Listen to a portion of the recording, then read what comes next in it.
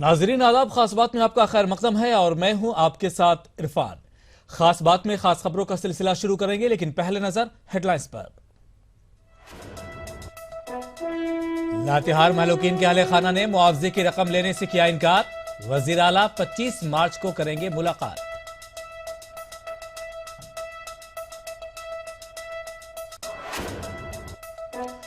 अयोध्या में दहशतगर्दाना हमले का मामला, जज के छुट्टी पर जाने से नहीं आ सका फैसला। 29 मार्च को फैसले की उम्मीद।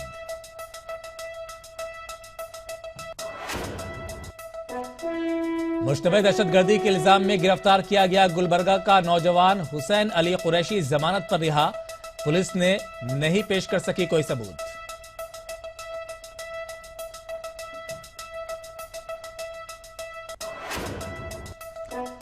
राजस्थान वक्फ बोर्ड के नौमुंतखब सदर ने संभाली जिम्मेदारी। मुलाजिमीन और अफसरान के साथ मीटिंग कर हालात का लिया जायजा।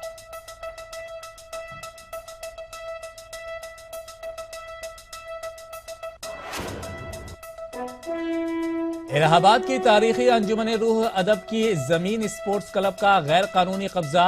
डीएम के हुक्म के बाद भी नहीं खाली की गई है जमीन।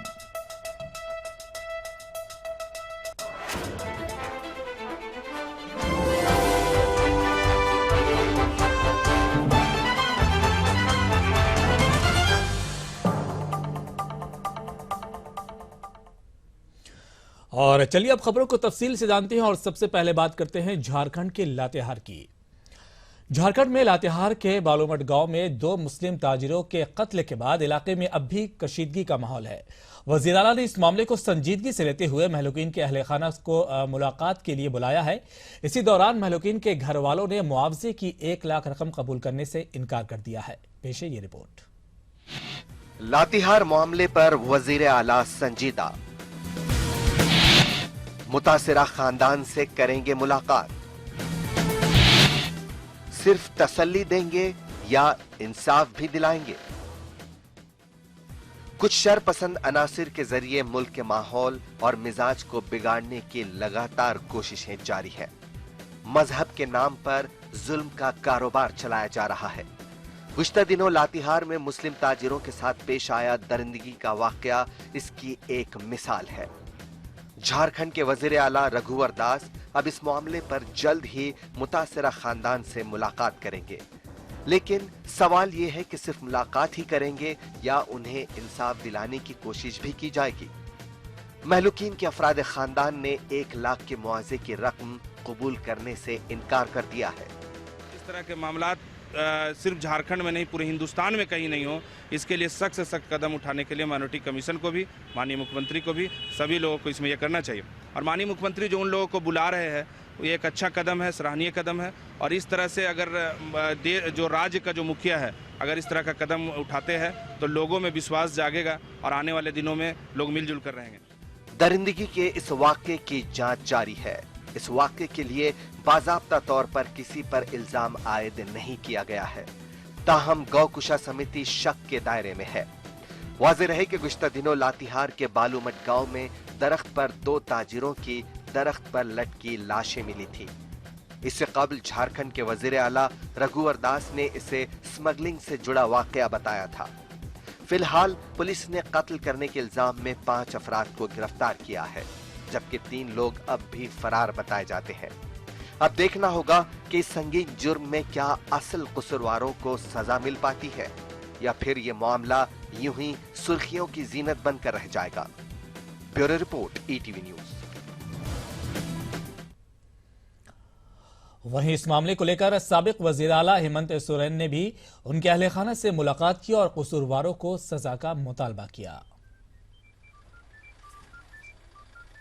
ऐसी घटना घटती है तो निश्चित रूप से वैसे लड़कियों को, वैसे बच्चों को सरकार का संरक्षण मिलना चाहिए। लेकिन जो भी यहाँ पर सामाजिक समरसता को तोड़ने का प्रयास हो रहा है और सामाजिक समरसता तोड़ने का अधिकतर आरोप किन पर लगे हैं, ये भी बात किसी से छुपा नहीं है। कोई भी कार्यकर्ता, किसी भी संगठन का लोग अगर ऐसे कुकृत्य करते हैं तो उनको पूरी तरीके से कानूनी शिकंजा कसना चाहिए और उनको कड़ी से कड़ी सजा देनी। गुजरात में सफर हज पर जाने वाले आज़मीन की तादाद में इजाफा हुआ है। गुज़िश्ता साल के मुकाबले इमसाल हज कमेटी को बड़ी कामयाबी मिली है। अब रियासत से इस साल 7,044 हुज्जाज किराम हज पर जाने की सआदत हासिल कर सकते हैं। इस ताल्लुक से गुजरात हज कमेटी के सेक्रेटरी ने खुशी का इजहार किया है। जो इस साल की जो एप्लीकेशन आई है वो 52,384 एप्लीकेशन आई है। गई साल हमें 6,272 सीटों का कोटा मिला था। इस साल हमारे 5वें साल के और 70 साल के हाजियों की तादाद को देखते हुए हमें करीबन 7,044 सीटों का कोटा मिला हुआ है। गई साल से करीबन 700 सीटों का हमें बढ़ोतरी हुई है और एक्चुअली हमारा जो ओरिजिनल कोटा है वो 3,300 सीट का ही है, लेकिन 5 साल और 70 साल वाले हाजी की तादाद ज़्यादा होने से हमें ज़्यादा कोटा मिला हुआ है। और ये कोटा जो स्टेट में सीट अलॉट होने के बाद जो कोटा बच जाता था वो सीटों के बंटवारे से बचने से हमें ये कोटा मिला हुआ है। इधर तेलंगाना आज़मीन हज के इंतखाब के लिए आज कुरानदाजी अमल में आई। तेलंगाना के नायब वज़ीर आला महमूद अली के हाथों कुरानदाजी अमल में आई। ऑनलाइन कुरान के जरिए 326 आज़मीन का इंतखाब अमल में लाया गया। इस साल तेलंगाना के लिए 2,532 आज़मीन का कोटा मुख्तस किया गया है। 2,204 आज़मीन हज की दरखास्तों को पहले ही रिजर्व किया गया था। इसी वजह से कुरान के जरिए सिर्फ 328 आज़मीन हज को ही मुंतखब किया जा सका। नायब वज़ीर आला महमूद अली ने कहा है कि आज़मीन हज के कोटे में इजाफा के लिए मरकज से नुमाइंदगी की जाएगी।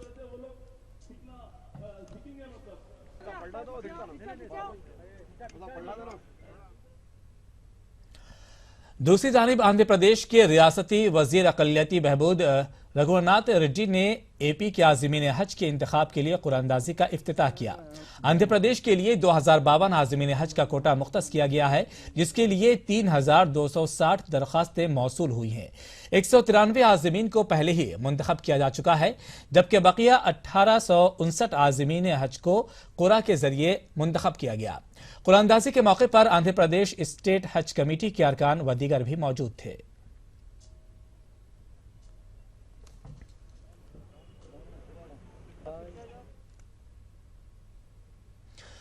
और चलिए फिलहाल एक छोटे से ब्रेक के लिए रुक रहे हैं, लौट रहे हैं कुछ और खास खबरों के साथ।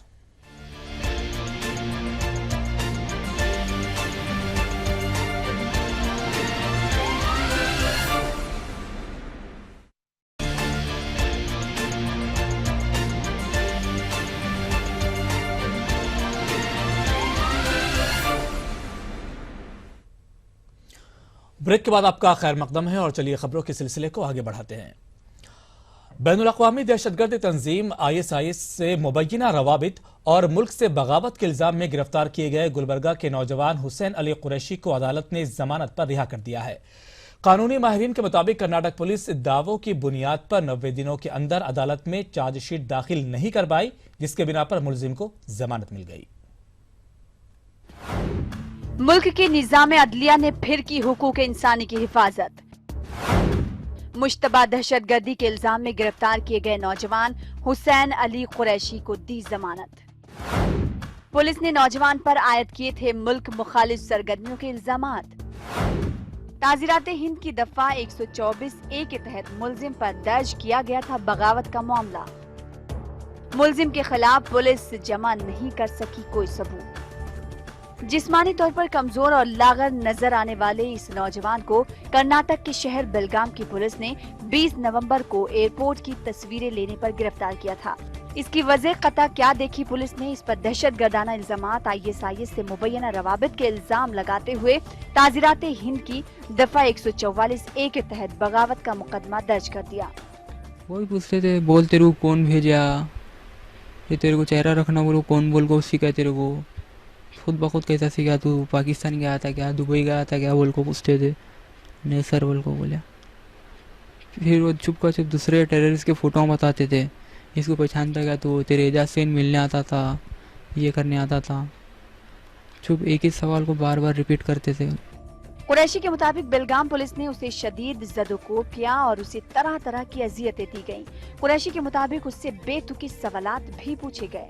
हाथा पाँव बन के वो लकड़ी का रोल रहता वो फिराते था रानों पे, तलवों को मारते इससे लट से वो, बॉम्बे कट भी डालते हैं।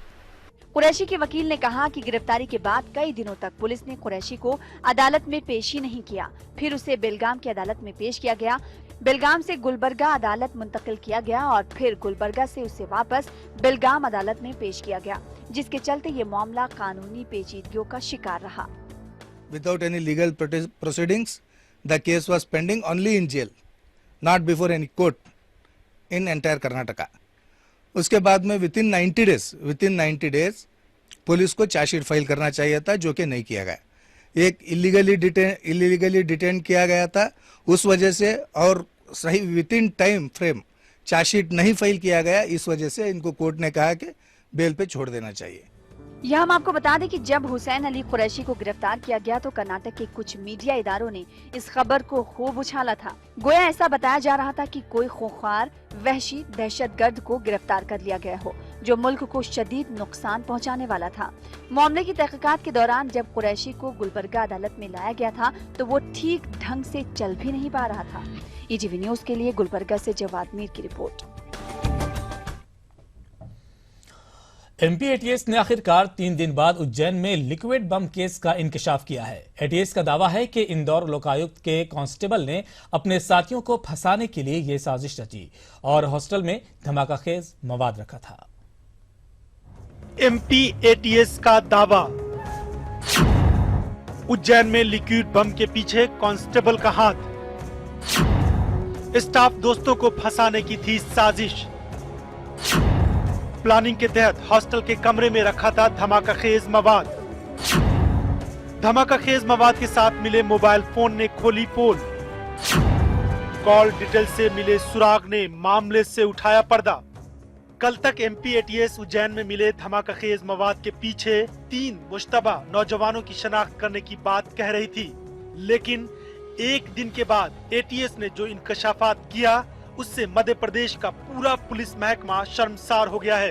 एटीएस का दावा है कि इंदौर लोक आयुक्त में कांस्टेबल की पोस्ट पर फायज आशीष चंदेल ने साजिश के तहत उज्जैन के हॉस्टल में धमाकाखेज मवाद का जखीरा रखा था। आशीष की अपने महकमे की कई लोगों से बनती नहीं थी। आशीष इन तमाम लोगों से कुदूरत रखता था। इंदौर ट्रांसफर होने के बाद उसने अपने साथी सुशील मिश्रा के साथ मिलकर महकमे के लोगों को झूठे केस में फंसाने की साजिश रची। सुशील उज्जैन में सिक्योरिटी गार्ड के तौर पर काम कर रहा था। आशीष के कहने पर सुशील मिश्रा ने एक लाइसेंस होल्डर से धमाकाखेज मवाद लिया और फिर उसे हॉस्टल के कमरा नंबर 212 में रख दिया। आशीष चंदेल जो पुलिस कांस्टेबल है लोकायुक्त इंदौर में, पहले उज्जैन में पोस्टेड था, उसने ये सब प्लान बनाया था कि वहाँ पर एक्सप्लोजिव रख दिया जाए, मोबाइल फोन भी रख दिया जाए। He wanted to fix some people, some colleagues of his own. Ujjain police को जो मोबाइल फोन मिला था उस मोबाइल में लगी सिम फर्जी नाम से खरीदी गई थी। जब एटीएस ने मोबाइल की कॉल डिटेल निकाली तो उसमें करीब 8 से 10 अफराद से बातचीत होने की जानकारी मिली। एटीएस की अलग अलग टीमों ने जब इन अफराद की धरपकड़ की और पूछताछ किया तो आशीष चंदेल की सरगर्मियों पर शक हुआ। जब इससे पूछताछ की गई तो वो टूट गया और उसने अपने साथियों को फंसाने और हॉस्टल में धमाकाखेज मवाद रखने की बात कबूल कर ली। एटीएस ने दोनों मुलजिमीन को गिरफ्तार कर लिया है। एमपी एटीएस ने हालांकि दहशतगर्द साजिश से इनकार किया है, लेकिन हॉस्टल में मिले धमाकाखेज मवाद ने उज्जैन सिक्योरिटी निजाम पर सवाल खड़े किए हैं। सवाल ये कि आनन फानन में जो इंकशाफात किए गए थे आखिर वो हकीकत नहीं था। Manoj Rathore, ETV news, Bhopal. तो ये रंजिश और साजिश का मामला था। फिलहाल एक और छोटा सा ब्रेक, जल्द हाजिर होते हैं।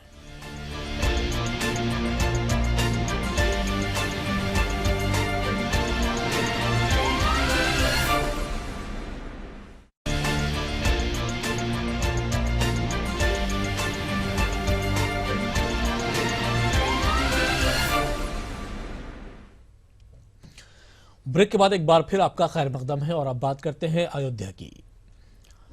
साल 2005 में अयोध्या पर होने वाले दहशतगर्दाना हमले के मुकदमे में हतमी फैसला एक बार फिर टल गया है।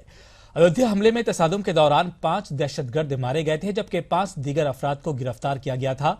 सिक्योरिटी के पेश नजर इस मामले की समाअत फैजाबाद से इलाहाबाद मुंतकिल की गई। कई बरसों बाद इस मामले का फैसला होना था, लेकिन आयन वक्त पर जज के छुट्टी पर चले जाने से अब 29 मार्च को मामले का फैसला आने की उम्मीद है।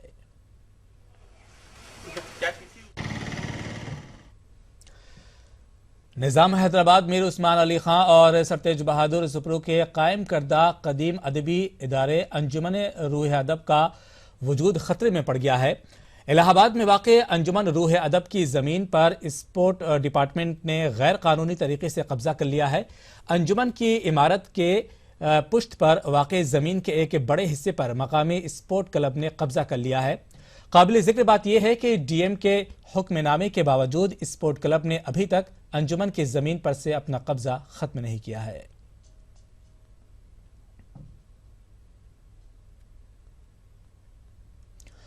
राजस्थान वक्फ बोर्ड के नौमुंतखब सदर अबू बकर नकवी ने अपनी जिम्मेदारी संभालने के बाद कामकाज भी शुरू कर दिया है। उन्होंने एक मीटिंग की जिसमें मुलाजिमीन और अफसरान के साथ मीटिंग कर हालात का जायजा लिया। इसके साथ ही उन्होंने मुख्तलिफ वक्फ जायदादों के मुतवल्लियों से भी मुलाकात की।